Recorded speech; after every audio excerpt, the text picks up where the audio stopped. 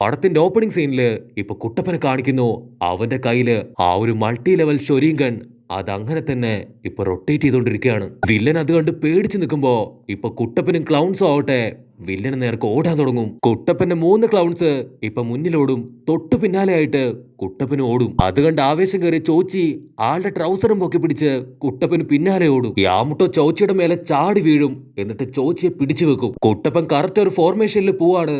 ദയവ് ചെയ്ത് നീ അത് കൊളവാക്കരുത്. ഇവിടെ വില്ലനാവട്ടെ കുട്ടപ്പനെയും അവന്റെ ക്ലൗൺസിനെയും കണ്ട് അപ്പൊ ഇതാണ് ഞാൻ ഇത്രയും കാലവും കാത്തിരുന്ന ആ ഒരു 9 ടൈൽ മോൺസ്റ്റർ. ഇവന്റെ റെസൻ ഗൺ കാണുമ്പോ തന്നെ അറിയാം ഇവനൊരു മോൺസ്റ്റർ തന്നെയാണ്. കുട്ടപ്പൻ കറങ്ങി തിരിഞ്ഞ് ഇപ്പൊ 3 വഴിക്ക് വരുമ്പോ വില്ലനാവട്ടെ അവന്റെ ഫയർ ജിപ്സു, ലൈറ്റ്നിങ് ജിപ്സു, വാട്ടർ ജിപ്സു ഇത് 3 ഉപയോഗിച്ച് കുട്ടപ്പന്റെ ക്ലൗൺസിനെ ഇപ്പൊ തട്ടിത്തെറിപ്പിക്കുകയാണ്. ആ സമയത്ത് ഇപ്പൊ real Kuttappan resin gun power എടുത്ത് വില്ലന് നേരെ ആഞ്ഞടിക്കുകയാണ്. പക്ഷെ വില്ലൻ അവൻ സൈഡിൽ ശബ്ദം ഉണ്ടാക്കി കുട്ടപ്പനെ വെട്ടിത്തിരിപ്പിച്ച് ആ ഒരു റെസൻ ഗണ്ണ് തന്നെ ഇപ്പൊ സ്കിപ്പാക്കി കളയും. അത് കാണുമ്പോ യാമുട്ടോ ഷോക്കാവും. മിഷൻ അത് ഫെയിലായെന്ന് യാമുട്ടോ വിളിച്ചു പോകുമ്പോ ഇവിടെ കുട്ടപ്പന്റെ കൺട്രോൾ പോയി. അവൻ എന്താ ചെയ്യേണ്ടതെന്ന് അറിയാതെ അങ്ങനെ പകച്ചു നിൽക്കുകയാണ്. വില്ലൻ ഉടനെ ഇപ്പൊ കുട്ടപ്പനെ ലോക്ക് ചെയ്യുമ്പോ കാക്കാഷി ആവട്ടെ കുട്ടപ്പനെ രക്ഷിക്കാനായിട്ട് വില്ലന്റെ അടുത്തേക്ക് പാഞ്ഞെടുക്കും. അപ്പൊ യാമുട്ടോ സെൻസായി ആള് വെറുതെ ഇരിക്കില്ല. ആളുടെ വുഡ് ജിപ്സ് ഉപയോഗിച്ച് ഇപ്പൊ വില്ലനെ സ്ട്രോങ് ആയിട്ട് ചുരുട്ടി പിടിക്കുമ്പോ ഇവിടെ കാക്കാഷി ആവട്ടെ കുട്ടപ്പൻ അവന്റെ കയ്യിൽ നിന്ന് വെട്ടിത്തിരിപ്പിച്ച് ഇപ്പൊ സേഫായി പുറത്തേക്ക് കൊണ്ടുവരും. യാമുട്ടോ വീണ്ടും അവന്റെ വുഡ് സ്റ്റൈൽ ഉപയോഗിച്ച് വില്ലനെ വലിച്ചെറിയും. പക്ഷെ വില്ലനാവട്ടെ അവൻ തെറിച്ചുപോയി ഇപ്പൊ കൂളായിട്ട് അവിടെ നിൽക്കും. ഇവിടെ കുട്ടപ്പന് അവന് ഒരുപാട് സങ്കടം വന്ന് തല താഴ്ത്തി നിൽക്കുമ്പോ ഇഹിനോ പറയും നിന്റെ റെസൻ ഗൺ പവർ അത് അടിപൊളിയായിരുന്നു. നീ ഇപ്പൊ ആ പഴയ നറൂട്ടോ അല്ല, നിനക്കിപ്പോ ഒരുപാട് പവർ ഉണ്ടെന്നൊക്കെ പറഞ്ഞ് അവളവനെ സപ്പോർട്ട് ചെയ്യും. അപ്പൊ ചോദിക്കും നീ ആദ്യം റെസൻ ഗൺ പവർ എടുത്ത് വില്ലൻ നിന്നെ സിമ്പിൾ ആയിട്ട് തട്ടിത്തെറിപ്പിച്ചല്ലെന്ന് ചോദിക്കുമ്പോ അതിന് കുട്ടപ്പൻ ദേഷ്യപ്പെട്ട് പറയും അങ്ങനെയൊന്നും അല്ല, ഞാൻ ഡൈവേർഷൻ മെത്തേഡ് ഉപയോഗിച്ച് അവനെ അടിക്കാൻ ശ്രമിച്ചതാണ്. പക്ഷെ എങ്ങനെയോ അവൻ എന്റെ മൂവ് മനസ്സിലാക്കി നൈസായിട്ട് എസ്കേപ്പ് ആയി.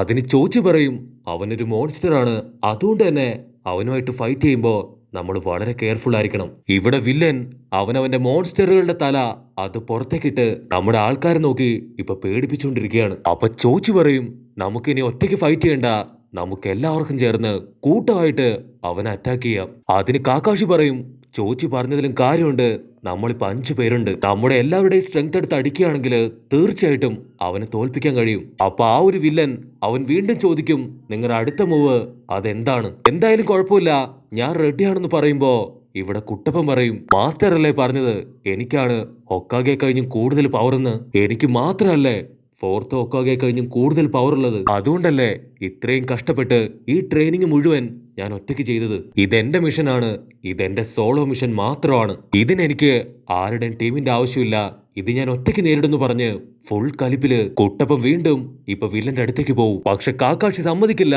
അവൻ കുട്ടപ്പനെ പിടിച്ചു വെക്കുമ്പോ ഇപ്പൊ കുട്ടപ്പൻ പറയും എനിക്ക് എന്റെ കഴിവ് തെളിയിക്കാൻ ആകെ കിട്ടിയ ഒരേ ഒരു അവസരമാണിത്, ഇനിയും എന്നെ തടയരുത്, ദയവ് ചെയ്ത് എന്നെ പോവാൻ അനുവദിക്കണം. അതിന് കാക്കാഷി ഇപ്പൊ യാമുട്ടോയുടെ അഭിപ്രായം ചോദിക്കുമ്പോ അതിന് യാമുട്ടോ പറയും നമ്മുടെ കുട്ടപ്പൻ അവൻ നല്ല ട്രെയിനിങ് എടുത്തിട്ടുണ്ട്. കുട്ടപ്പന്റെ യഥാർത്ഥ പവർ അത് അണ്ടർ എസ്റ്റിമേറ്റ് ചെയ്യണ്ട, അവൻ ഇപ്പൊ തന്നെ നമുക്കത് കാണിച്ചു തരുന്നു പറയുമ്പോ കാക്കാഷി പറയും ഞങ്ങൾ എല്ലാവരും വെയിറ്റിംഗ് ആണ് നിന്റെ ട്രെയിനിങ്ങിന്റെ റിസൾട്ട്, അതിപ്പോ നീ കാണിച്ചതാ. കട്ട് ചെയ്താ ഇപ്പൊ സാക്കുറയും സായും ഫക്കൂൺ പട്ടിക്കുട്ടിയുടെ പിന്നാലെ ഷിക്കമരുയെ തേടി പോകുമ്പോ ദൂരത്തുനിന്നായിട്ട് വലിയൊരു പൊട്ടിത്തെറിയുടെ ശബ്ദം അവര് കേൾക്കും. സാക്കുറ ടെൻഷൻ ആവുമ്പോ ഇപ്പൊ ഫക്കൂൺ പറയും നമ്മൾ ഓൾമോസ്റ്റ് അടുത്തെത്തി, നമുക്ക് എത്രയും പെട്ടെന്ന് ഇപ്പൊ അവിടേക്ക് പോവാം. അപ്പൊ അതേ സമയത്ത് ആ മെയിൻ വില്ലൻ അവൻ ആ തുരങ്കത്തില് അങ്ങനെ വീണ് കിടക്കുകയാണ്.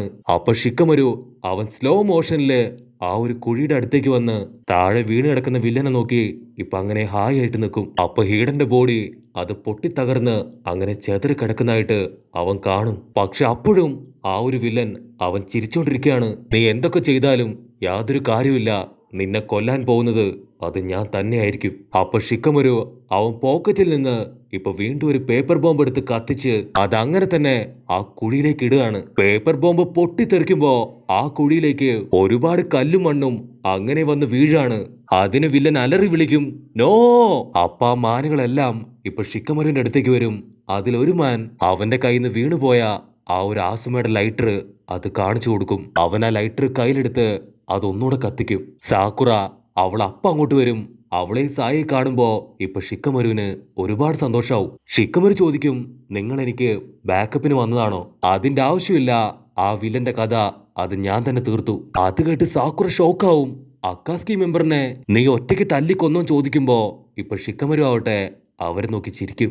അതിന് ഷിക്കമരു മാസ്റ്ററിന്റെ ലൈറ്റർ അതൊന്നുകൂടെ കത്തിച്ചിട്ട് പറയും, ഇതെനിക്ക് തന്നെ ചെയ്യുമ്പോഴാണ് ഏറ്റവും കൂടുതൽ സന്തോഷാവുക. ഇപ്പൊ ഞാൻ ഒരുപാട് ഹാപ്പിയാണെന്ന് പറയുമ്പോ സാക്കുറയ്ക്കും അത് കേൾക്കുമ്പോ ഒരുപാട് സന്തോഷാവും. ഷിക്കമരു ചോദിക്കും, കാഗസുവിന്റെ അവസ്ഥ അതെന്തായി? അവൻ ഇപ്പോഴും ജീവിച്ചിരിപ്പുണ്ടോ? അതിന് അവള് പറയും, അവിടെ എന്താ നടക്കണേ ഞങ്ങൾക്ക് അറിയില്ല. ഞങ്ങൾ അവിടെ എത്തിയ ഉടനെ നിന്നെ അന്വേഷിച്ച് ഇവിടേക്ക് വന്നു. അതിന് ഷിക്കമരു ടെൻഷനായിട്ട്, എങ്കിലൊട്ടും സമയം കളയണ്ട, എത്രയും പെട്ടെന്ന് നമുക്ക് അവരുടെ അടുത്തെത്തണം. അവര് 3 പേരും ഇപ്പൊ ഉഷാറായിട്ട് ഓടാൻ തുടങ്ങും. അപ്പൊ ആ ഒരു മാൻകുട്ടി അതങ്ങനെ അവരെ നോക്കി നിൽക്കും. ഷിക്കമരു സ്പീഡില് ഇപ്പൊ മുൻപോട്ട് ഓടുകയാണ്. പക്ഷെ ഓൾറെഡി അവൻ ഒരുപാട് ചക്ര പവർ ഉപയോഗിച്ചുകൊണ്ട് തന്നെ ഇപ്പൊ തളർന്ന് അങ്ങനെ താഴെ വീഴാണ്. അപ്പൊ സാക്കുറ ഓടി വന്ന് ഇപ്പൊ അവന്റെ കൈ പിടിച്ച്, ഞാനാണ് പേടിക്കേണ്ട ആവശ്യമില്ല, ഞാൻ നിന്നെ ഹീൽ ചെയ്യട്ടെ ചോദിക്കുമ്പോ അതിന് അവൻ പറയും, അതിന്റെ ആവശ്യമില്ല, ഞാൻ ഓക്കെയാണ്, നമുക്ക് എത്രയും പെട്ടെന്ന് ഇപ്പൊ അവരുടെ അടുത്തെത്തണം. ഒരുപക്ഷെ നമ്മുടെ ഫ്രണ്ട്സിന് ആർക്കെങ്കിലും ഇപ്പൊ അപകടം പറ്റിയിട്ടുണ്ടെങ്കിൽ നിന്റെ ചക്ര പവർ അത് അവർക്ക് പ്രയോജനാവെന്ന് പറഞ്ഞ് അവർ മുൻപോട്ട് ഓടും. കട്ട് ചെയ്താ ഇവിടെ കുട്ടപ്പനാവട്ടെ ഈ വില്ലന്റെ കാര്യം അത് ഞാൻ ഒറ്റയ്ക്ക് ഹാൻഡിൽ ചെയ്യുന്നു പറഞ്ഞ് ഇപ്പൊ മുൻപോട്ട് നടക്കുകയാണ്.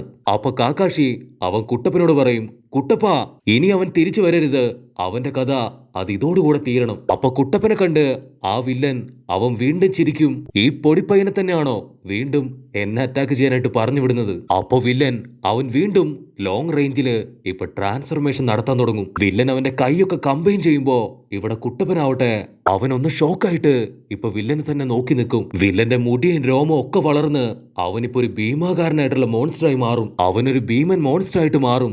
ഇവിടെ നമ്മുടെ ആൾക്കാര് അതുകൊണ്ട് പേടിച്ച് വരച്ച് നിൽക്കുകയാണ്. അപ്പൊ യാമുട്ടോ സെൻസായി പറയും, അവനിപ്പോ പഴയതുപോലെയല്ല വില്ലൻ, അവന്റെ പവർ അതിപ്പോ ഒരുപാട് ഇൻക്രീസ് ചെയ്തു. അതിന് കാക്കാഷി പറയും, അവൻ കുട്ടപ്പനെ കൗണ്ടർ അറ്റാക്ക് ചെയ്യാനാണ് ഇപ്പൊ ഇപ്രകാരം മാറിയിരിക്കുന്നത്. പക്ഷെ കുട്ടപ്പൻ അവൻ പതറില്ല.